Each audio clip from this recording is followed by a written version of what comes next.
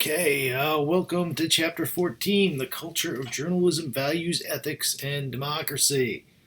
This is something I'm very well versed in. I spent 16 years in television news, and some of the things that you hear today will be from the book, and some things you're going to hear are going to be a little different because I've been through it. I know what's going on in newsrooms. To do that for as long as I do, you pick up a lot, and what you're going to hear is the absolute truth. Sometimes when you read stuff in these books, they've got an agenda one way or another, and I'm not about the agenda. I'm about telling you what is actually going on. In at least from my experience, in those 16 years, I've worked big, I've worked small, I've seen both sides. I worked in education, I worked in government, so I've got a very unique experience because I've seen behind the curtain in all the different various venues that are up for debate on what happens and what doesn't happen there that has possibly shifted the way things are presented and viewed today. And journalism definitely one of them, and it's changed a lot. So let's get into this. All right. All right. So the book starts off with this first chapter talks about Nellie Bly. Nellie Bly was originally worked as a journalist in Pittsburgh, and she was very young. She was like 23, and her name was Elizabeth Cochran. And they basically didn't give her the kind of stories that she thought she wanted to really dig her teeth into. They gave her a lot of fluffy stuff. There was a lot of sexism with what they considered unladylike stories. And she wanted to do some really good investigative work. And through that time, she basically was able to go undercover. She went on. She moved to New York City, and she got into the New York World, the Joseph Pulitzer. We should remember that name. And she originally did an expose. She pretended that she was crazy, and basically, or mentally ill, I should say. And and this was a different time. They would put people in mental hospitals if they didn't speak the language, or and especially with women. And she was a single woman, and at the time, and she was able to convince them. And then she did an expose on the deplorable conditions there, and that secured her a position and a job and a reputation as a journalist, and did some other things as well. So this was revolutionary. She it was first woman. Well, there were women reporters, but a invest from an investigative standpoint, and the measures that she took to get the story was to was different, and it's been repeated since. This was in the late 19th century when this was going on. So we're starting off with that, and the beginning of journalism, and this is where we see what is called stunt or detective journalism. And I've known people that have done stuff like this. I was at News 12 Long Island. They were doing back in the late 90s. They were doing an investigative report on raves and ecstasy because that was the new thing at the time. And we had a couple of younger looking a reporter and photographer that could swing being undercover in that because they were both pretty young and looked young. So they were able to get into a rave at some warehouse, and we got the whole thing with that. So I've seen and I've known about that in the past. So I've seen that where I've worked. But yes, I see detective or stunt journalism, and Nellie Bly. She's one of the people that, if you want to learn a little bit more of her, she's in the list of people for the final project. So if you wanted to take that one up, you can learn a little bit more about her that way. But it's more the detective or stunt journalism, which is has been used in the past. It's kind of gone away because investigative journalism, for a variety of reasons, has decreased, sadly, either budgetary reasons or technology reasons or lack of staff reasons or corporate shifting and ownership reasons and glut of information reasons. And it's not just one reason. You'll find there's lots of different layers to lots of different issues and lots of that create the reality that we live in. So everyone's always looking for that one or two reasons, and it's never that simple. You have to be able to step back and look, and you'll find a lot of answers to a lot of things. Why everybody always wants just the one quick answer, the two quick answers. Life and things that pop up are just more than that. And that's something you have to understand not only in this field but just in general. A lot of people aren't willing to do the work, or yeah, they can understand it, but oh, that's too much for me. Oh, I don't need to hear that much. Just give me the simple answer. It's not just a simple answer. I mean, you're getting older. I think we're just getting a lot lazier too as a society, and that could be hurting us. So, but we're gonna continue on with journalism, and we're going to turn on with journalism in the new information age.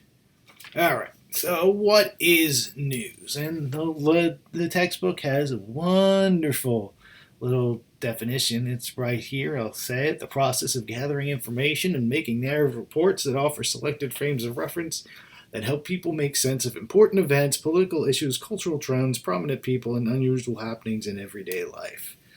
A little bit of a little bit to define one specific thing, but it's been blurred. What is news has been blurred between what is news that people need to know. News is supposed to be audience centric. When you're doing it, what are the people in your given area interested in? Because what's considered news in Towson, Maryland might not be news in Glendive, Montana. All right, you have different people, different backgrounds, different things going on. There may different economics going on, different industries. So there's just depends on what news is. Now, of course, there's universal news stories. Heck, the pandemic, as we are all living through right now. But in an everyday, regular, normal, run-of-the-mill cycle, news is different from given area to given area, because you want to be able to serve those people in your given area as best you can. And it's important wherever you go that if you do get in this industry and do go into the journalism track, that okay, great, yeah, they let you have a job in journalism. Now you have to really just dive headfirst into everything that is important there. Yeah, there are certain tools and certain ways of telling a story that will be the same, but it's going to be upon you to really start diving into what is that area. What are they interested in? What is, what makes news? What are people paying attention to? That's a wonderful definition of news, but news is different from one place to another, and then you have national news, and that's even broader, and I've been through that too. It's news is whatever that audience is really kind of interested in, and of course there's lots of crossover, but you'll find two areas never quite being exactly the same, from one area to another area, because there's just differences. And there's a criteria for newsworthiness, and I got quite a few things in there. And you think about all the different stories, so timeliness, when's it happen, breaking news, all right? There could have been a fire at, think about Towson, it might have been a fire in one of the dorms, and it just happened, so timeliness has just happened, breaking news. Proximity, once again, it was close by. Now, you might have had a fire at some school at a dorm in Idaho, unless there was massive damage and lots of people were hurt, or it was some other like group that was responsible for it. You're probably not going to hear about it, but because it was Towson, it directly affected you. When it was close by, you're going to hear. Chances are going to hear about it. Conflict stories are lots of stories, and lots of stories are about conflict. Two sides to each story. It could be about politics. It could be about economics. It could be about any number of things. Conflict is always a major source of any story. So a lot of times they're produced, and they usually get the most eyes or ears, depending on the venue, prominence, people of prominence, politically, lots of times. And sometimes it works, but sometimes maybe we put too much emphasis on prominence, with celebrity, especially people who shouldn't be famous or shouldn't have empires, but they are, but they do. They're famous for no reason. And then there's the other times when certain people represent certain things just because people are used to seeing them in that way, and maybe they shouldn't be. But people still are interested in that, and are interested in those people. Human interest.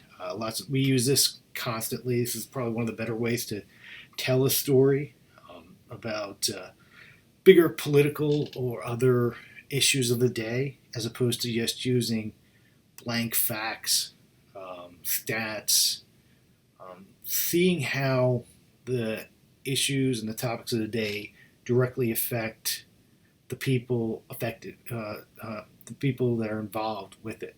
Every person down the street, the single mom with 2 kids and trying to get by on the budget and healthcare and all that, as opposed to just seeing generic politicians talking about this, that, and the other thing. You're actually seeing who's affected by it.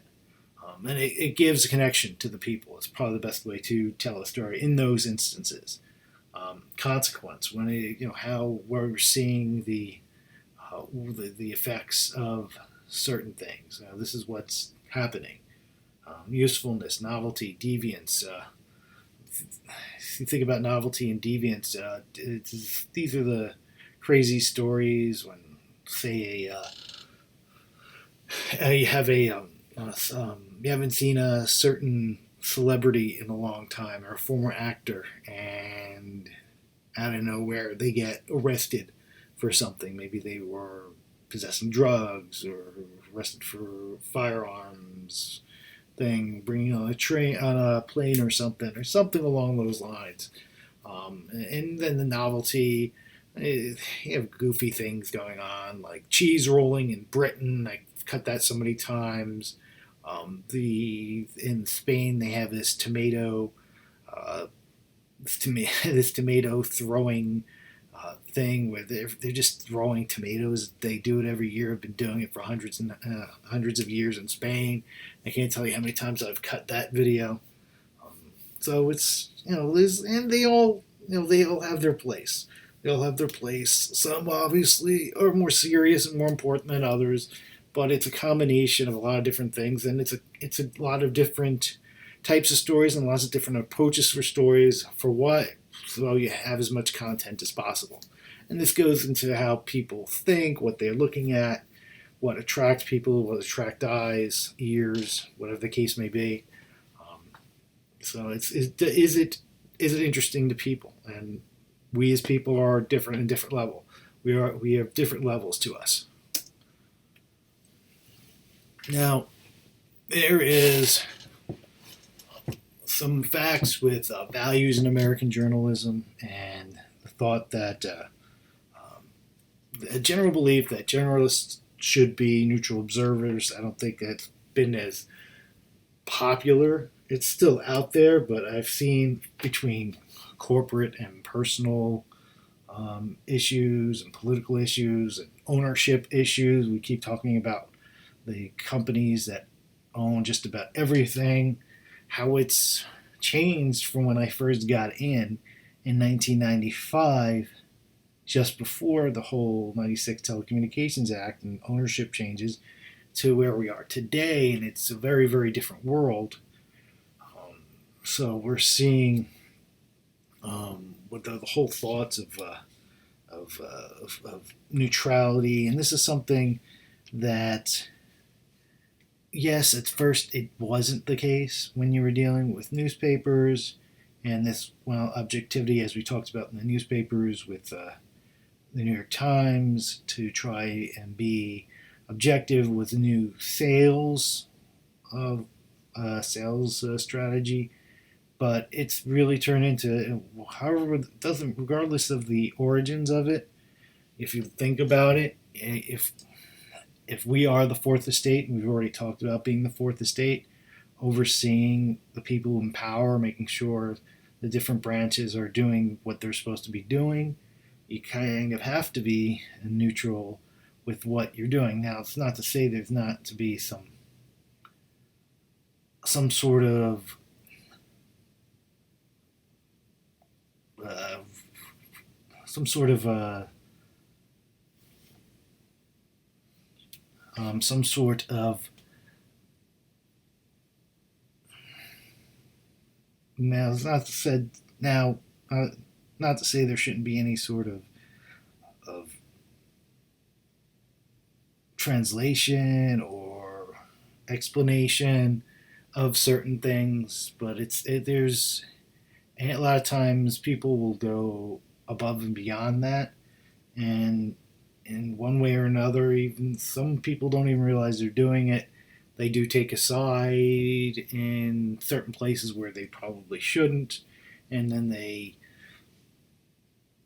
uh, they they compromise their reputation as journalists and the venue that they work for.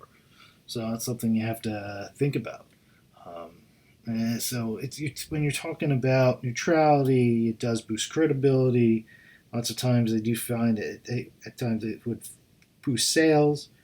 Because they basically saying they want people to just get the news. We don't need to be told what to think, and I find a lot of that is happening today in the way a lot of the things are presented, and I've seen it firsthand. So, but and one person that was part of that was Herbert Gans, and he believed basically what their subjective values that shape news judgments, ethnocentrism. And what is that? It's the kind of thought of when we think about when we in the media are covering things outside of this country that most usually, a lot of times what they'll do is they'll judge other countries based on how they are compared to us and the United States and how we do things. So sometimes our values, should we really be doing that? And what he did was basically he went to a few different media outlets, well-known media outlets, and just paid attention. Was watching to see how they reported things and what they did and what they said and how they went about their days and how they did their job. And this is one of the things he found. Responsible capitalism, basically saying that sometimes they assume that business people compete with one another and not primarily to maximize profits, but to create increased prosperity for all. And he noticed that though a lot of the reporters and editors would condemn monopolies. A lot of times there wasn't any real criticism of a lot of oligopolistic nature. Oligopolies, we talked about a handful of companies owning a certain business, and then you had your small town pastoralism, basically saying how when they would cover stories from the small town perspective, it would be rather if something bad happened in a small town, drug increase or something, there was always a hint or thought that, oh, look what's happened in the small town because of the big city. Big city comes back, pokes its head and nose into small town America, and that was a tool that was used quite a bit. And then individualism, saying that a lot of times the journalist, especially in the print, not as much in the broadcast news section, because you need a group and team of people to do it, but more from traditional print, individual journalists wanting to do things on their own, kind of staying away, get the story that they need to get, not to be distracted by certain things, and when they need somebody, they get a hold of them. But how that was different, and basically that a lot of times it would focus on the journalism for that would focus on personal triumphs, and then neglect to explain how large organizations and institutions would work or fail. So they're so busy being the individual and trying to confront and expose corruption, but when it came to other things, it just didn't work.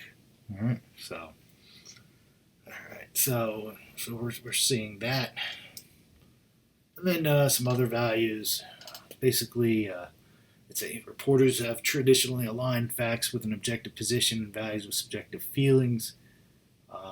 And they talk about the difference of how cable channels, and I've worked for one of them, under my reporters who try to report fairly. Now, this is for me coming from the industry. I'm going to say in your book, especially in that one thing that they talk about, a case study talking about bias in the news, and this is where I don't necessarily agree with them. I think they have an axe to grind. It's their book. I guess they can do that. I think they should have more responsibility because they're teaching you guys and teaching students who want to do this. It does exist. Bias does exist. And if it didn't, then places like Fox News wouldn't have succeeded, from the standpoint that prior to the creation of it in 1996, everyone was basically getting the same story, and a lot of it was rather one-sided in the portrayal and what everybody was doing. Everybody was basically doing the same thing, but if you could get and only people who truly understood both sides of a story were really watching and looking, and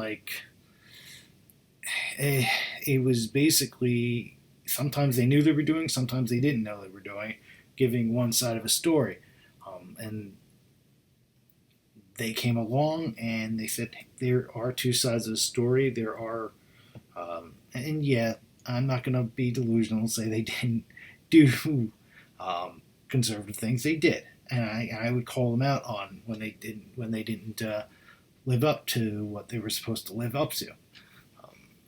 And so, but yeah, so and this it was different, and the simple truth was, if reality was, and I'll tell you this from a financial standpoint, if the reality was of the time that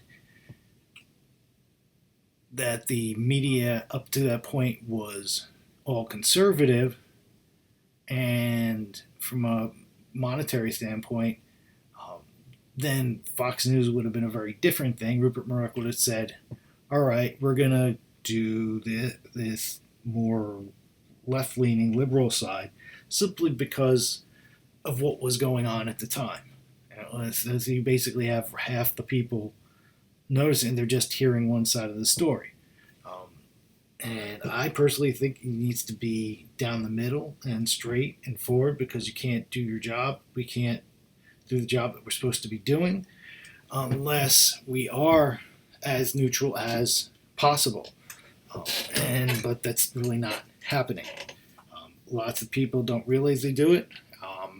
And I'm not saying, and especially, and see, it's different. It trickles down.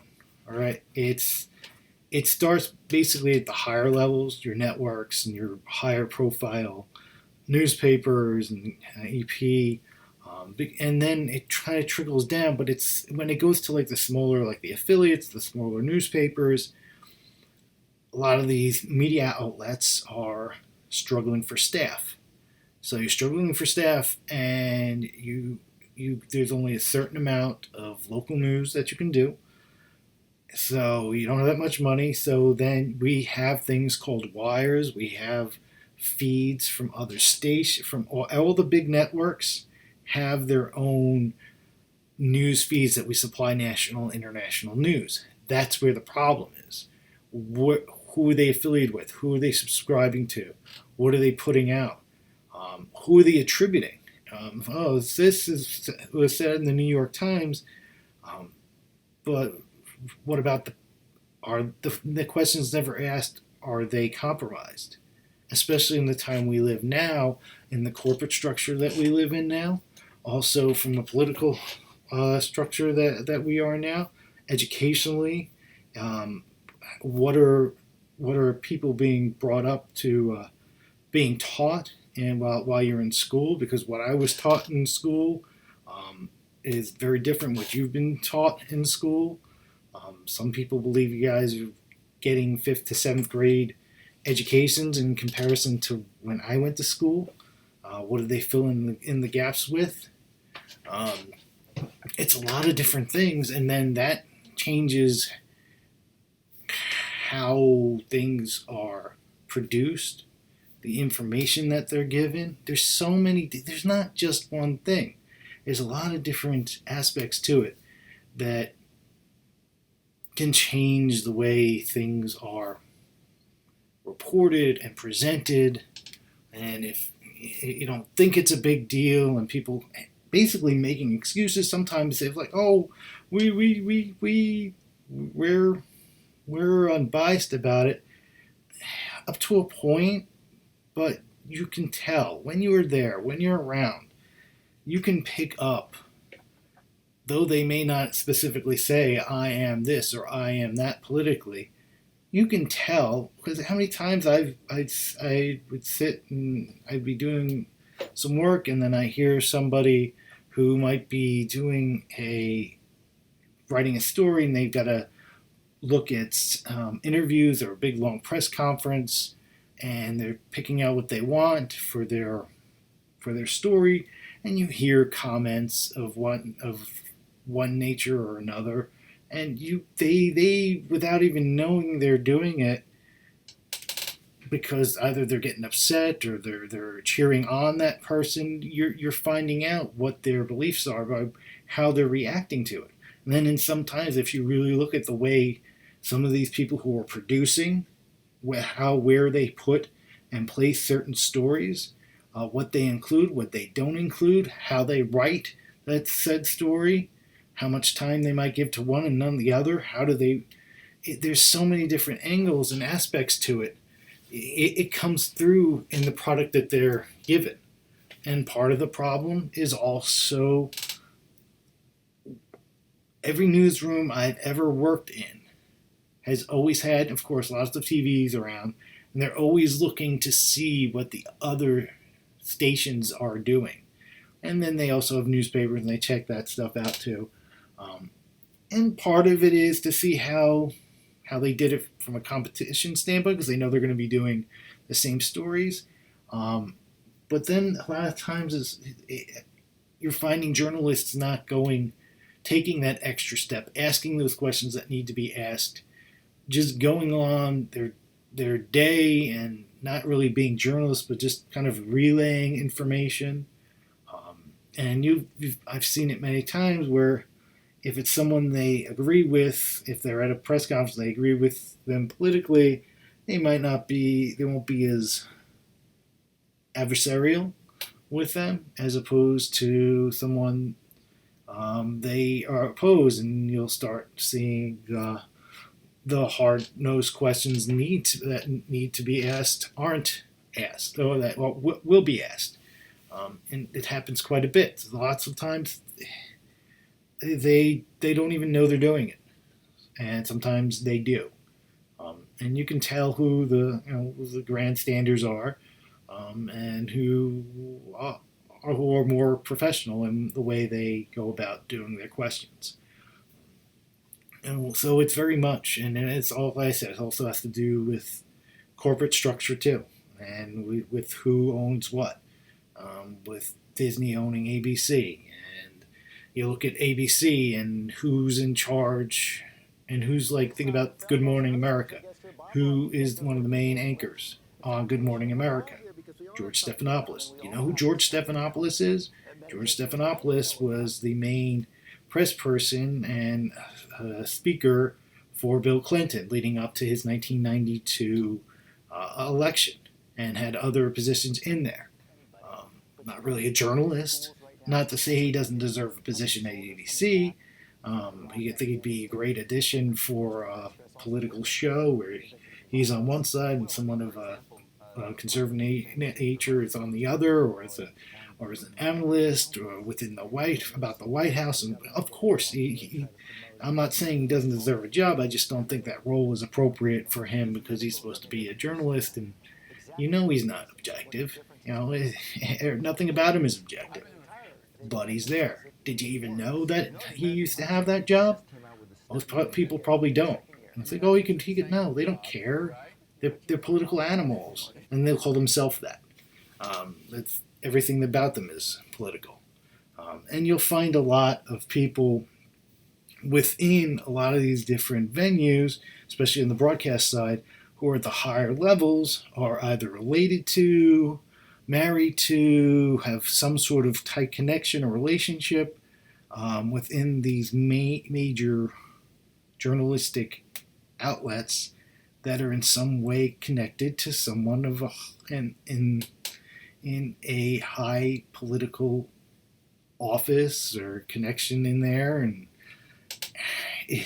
that there's conflict of interest there. So and then of course, corporate standpoint, we talk about, it's like Jeff Bezos and opening the Washington Post and specifically owned it, went to buy it because he wanted to have his influence and his ideas on there. How does that affect the judgment of a given day, news day, and what they cover and how they cover? These are things that need to be asked and not just pushed to the side. Oh, this is what I care about, and I don't want to think about that. You can't think like that, because then that's not journalism. That's propagandism.